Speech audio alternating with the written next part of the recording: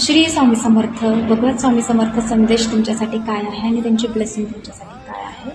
Please guide करा स्वामी समर्थ. तुमच्या प्रिय भक्तांसाठी काय संदेश तुम्ही द्याल. हर महादेव.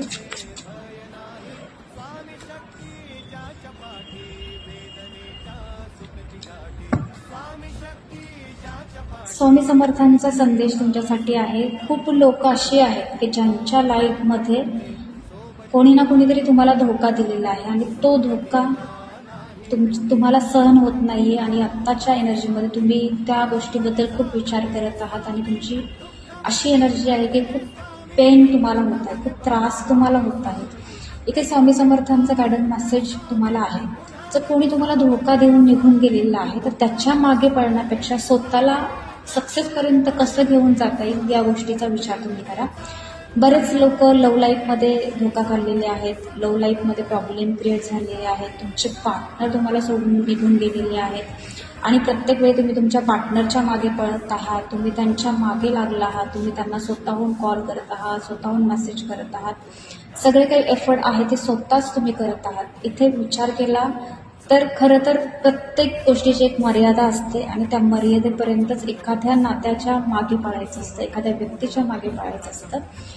नात्यामध्ये इक्वल गिव्ह अँड टेक हवी आणि ती जर नसेल तर एक व्यक्ती प्रयत्न करत आहे आणि दुसरा व्यक्ती पुढे पळत आहे तर कुठलंच नातं सक्सेसपर्यंत जाऊ शकत नाही.